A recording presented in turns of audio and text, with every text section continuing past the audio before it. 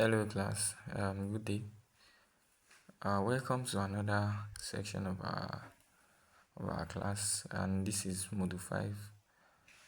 In this module we'll be treating phrase and clause in English. So, and I believe you are aware that this is the 5th video that we're making for this course, English language. So the context of the module, we have the meaning of phrase or group.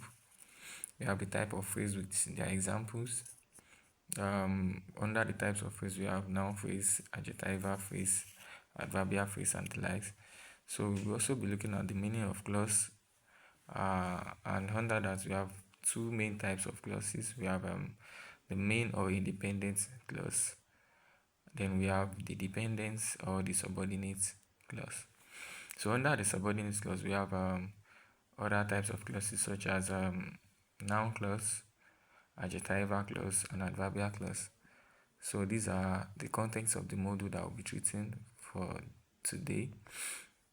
So for our introduction, we have a phrase is a group of words without a finite verb, conveying a specific meaning, while on the other hand, a clause is a self-contained unit that contains a subject and a predicate.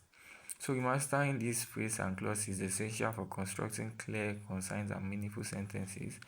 And by understanding the various types of phrases, such as noun phrase, verbal phrase, and adverbial phrase, as well as on the other hand, as well as the clauses, the independent and dependent clauses, you will be able to express yourself with precision and confidence. So moving on, we have the meaning of phrase.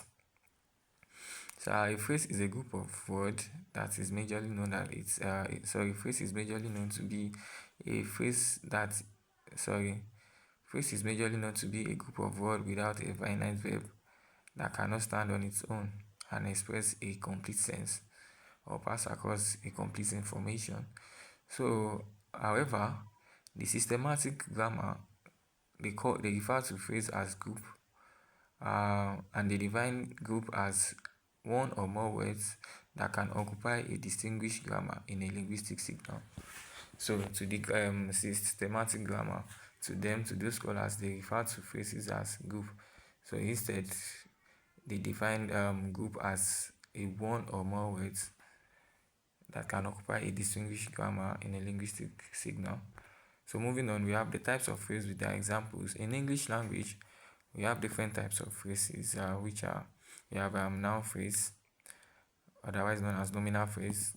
We have adjectival phrase, we have adverbial phrase, prepositional phrase, appositive phrase, and verbal phrase. So for the sake of this course, we'll be looking at these phrases one after the other. The first types of phrase I'll be looking at is noun phrase. A noun phrase is a group of words without a finite verb, but functioning as the subject or the object of a sentence is referred to as noun phrase. So a noun phrase is a group that, on the other hand, a noun group is a group that is headed by a noun or pronoun. Geoffrey and Jank, 1994, page 315.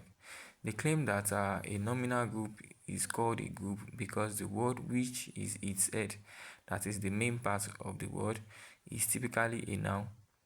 It indicates that a nominal group usually has a structure represented with MHQ, where we have M to be the modifier, that is the word coming before the head word, and we have H to be the head word, which is the main word, and it is usually a noun. That is why it is referred to as noun group.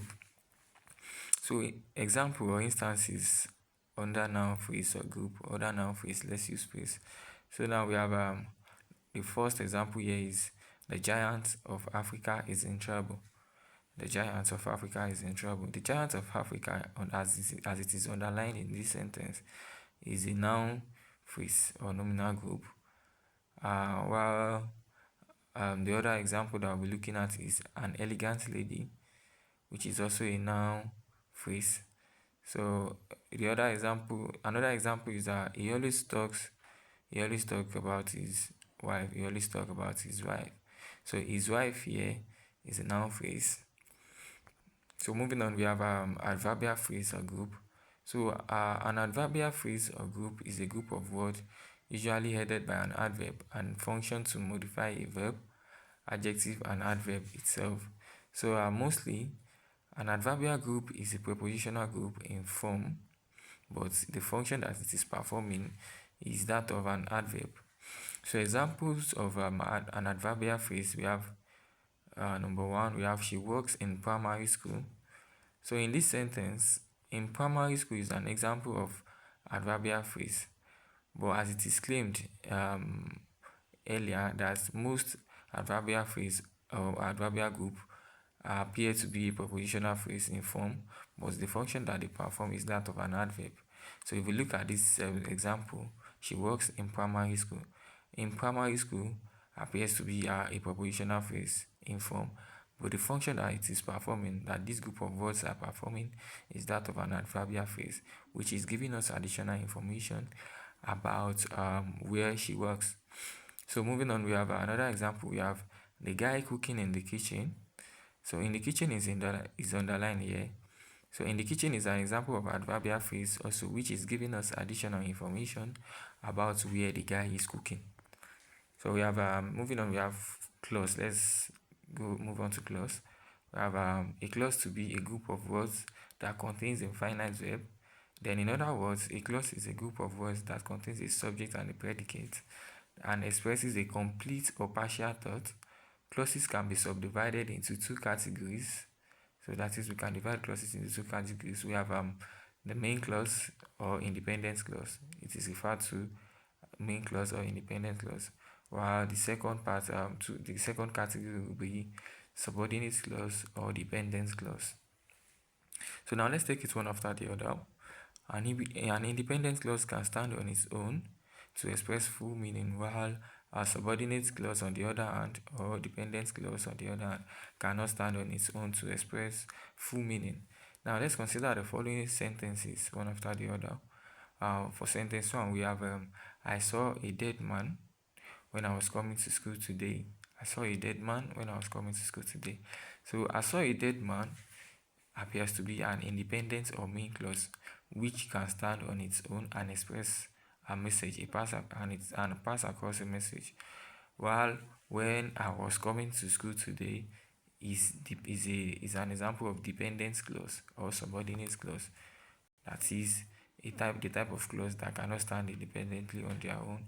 So it is easy to say that when I was coming to school today is not expressing a complete thought, while I saw a dead man is expressing it. Another example under that, we have she didn't see her pen where she kept it. She didn't see her pen where she kept it. So she didn't see her pen is an example of independence clause. That is a type of clause that can stand on their own, or otherwise called main clause. While where she kept it is an example of dependent or subordinate clause. So now moving on, we have the types of clauses, subordinate clauses. We have under subordinate clauses, we have noun clause. So this is a subordinate clause that performs the function of a noun in a sentence. For example, that clause or dependent declarative clause. This can occur as a subject, direct object, subject complement, or adjectival complement. We have dependent interrogative, which is the WH form, which can also function as subject, direct object, subject complement, or appositive relationship. We have the nominal relative clause, NRC, which are normally introduced by relative pronoun or WH item. We have to infinitive. We have nominal the ing gerund that can simply function as the subject, direct object, subject complement, and the likes. So we have moving on, we have adjectival clause. Adjectival or relative clause is a subordinate clause that functions as an adjective. In other words, an adjectival clause is a relative clause. Mostly, adjectival clauses are introduced by relative pronouns such as who, whose, which, and so on. So we have examples under that. Let's pick one or two examples to explain that. We have the lady who took my address at the mall has reached out to me. So this is an example of subordinate adjectival clause. We have who took my address at the mall underlined to be underlined. This is giving us additional information about the lady. Yes, which is one of the function, which is mainly the function of an adjective. So we have sorry, let's move on. We have adverbial clause. Adverbial clause is a subordinate clause used as an example. It modifies verb, adjective, or adverb itself. So similarly, it generally tells the time, place, the reason, the manner, and condition to which an event happens. So for example, we have switch off the light as soon as you enter. As soon as you enter, as it is underlined in this module, we have it to be an adverbial clause performing the function of giving us additional information about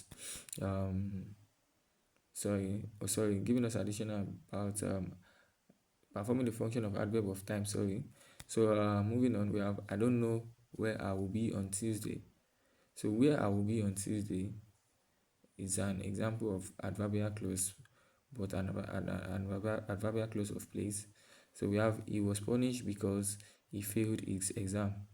So because he failed his exam is underlined. So and it is an adverbial clause of reason, giving us the reason why he failed.